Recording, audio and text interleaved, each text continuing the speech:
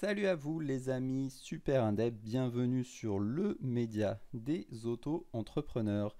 Cette semaine, on va regarder comment devenir créateur de contenu quand on est en auto-entreprise.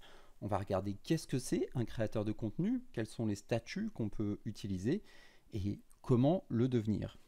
Un créateur de contenu, c'est un entrepreneur qui construit et qui valorise son audience.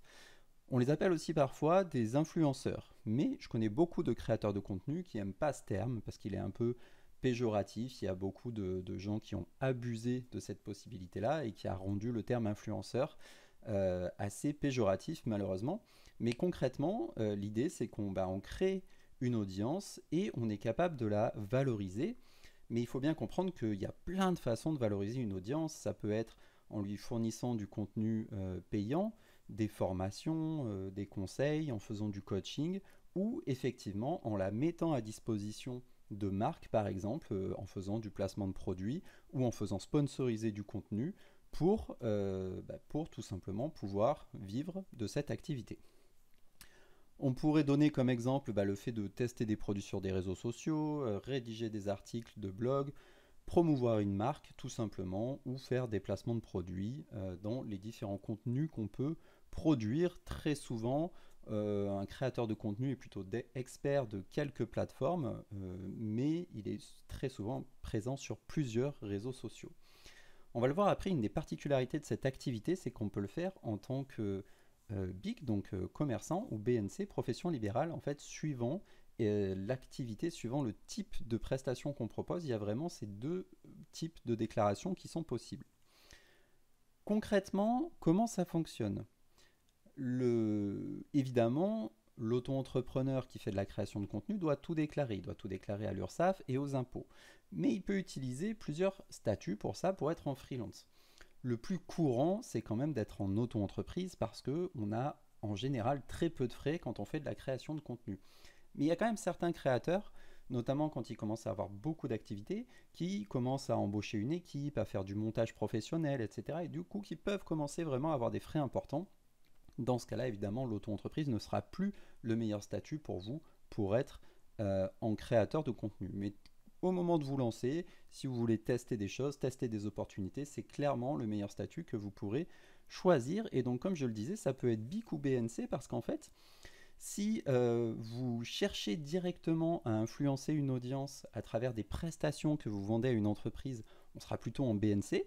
C'est ce qu'on va appeler par exemple des community managers, des rédacteurs web. Voilà, si vous créez du contenu pour une marque qui va l'utiliser, la valoriser, même des fois en marque blanche, hein, c'est-à-dire qu'ils ne vont pas forcément mettre en avant votre nom, vous allez juste créer du contenu pour une marque.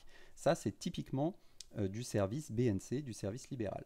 Par contre, si vous avez une audience que vous valorisez à travers par exemple de l'apport d'affaires, là on va plutôt parler de prestations de services BIC.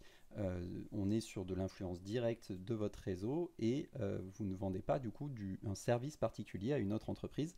C'est plutôt soit vraiment de l'apport d'affaires, soit des prestations directes par rapport à votre audience. Concrètement, comment est-ce qu'on devient créateur de contenu? Écoutez, tout le monde évidemment peut devenir créateur de contenu à la seule condition d'en avoir envie et surtout de maîtriser un petit peu les codes et les outils de création en ligne. Ça veut dire qu'il faut quand même être créatif, il faut savoir être réactif pour suivre un peu les tendances, il faut évidemment maîtriser les réseaux sociaux. Alors comme je l'ai dit, pas forcément tous les réseaux sociaux, mais au moins celui sur lequel on veut se lancer. Une bonne compréhension du numérique parce que là pour le coup tout se passe forcément en ligne. Et ça, c'est pas le moindre problème, il faut savoir gérer son image et les critiques que vous allez recevoir, parce que croyez-moi, je suis moi-même du coup créateur de contenu au sujet de la micro-entreprise, et quoi que vous fassiez, haters gonna hate, vous recevrez tout le temps des gens, des commentaires parfaitement désagréables, inappropriés, déplacés, tout ce que vous voulez, et il va falloir les encaisser, les gérer. Alors, moi j'ai une chance incroyable, ça me passe très largement au-dessus. Je préfère essayer de faire imparfaitement et plutôt que d'attendre d'avoir vraiment le truc parfait pour essayer de lancer quelque chose. Mais voilà, il faut savoir que quoi que vous fassiez, quoi que vous disiez, vous aurez toujours des critiques et donc il faut savoir ne pas trop les prendre pour soi. Évidemment, chercher à progresser en permanence, mais ne pas considérer que tout ce que vous allez voir, recevoir sur Internet a de l'importance. C'est quoi le code APE qu'on choisit quand on est créateur de contenu? C'est le 6312Z en général. C'est un code justement maintenant qui a été spécifié tout justement pour les créateurs de contenu, donc ce qu'ils appellent à l'INPI influenceurs et créateurs de contenu. Donc vous voyez qu'ils les mettent dans la même catégorie. Et donc je vous mets ici parce qu'en fait si vous voulez créer votre micro-entreprise gratuitement sur l'INPI, vous pouvez regarder nos vidéos sur le sujet. C'est pas forcément très compliqué. En général, le plus compliqué c'est de trouver justement la bonne catégorie qui vous correspond.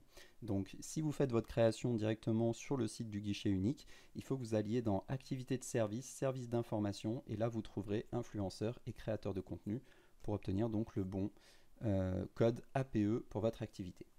Voilà ce que je voulais vous dire cette semaine sur qu'est-ce que c'est qu'être créateur de contenu en auto-entreprise et comment on peut le devenir.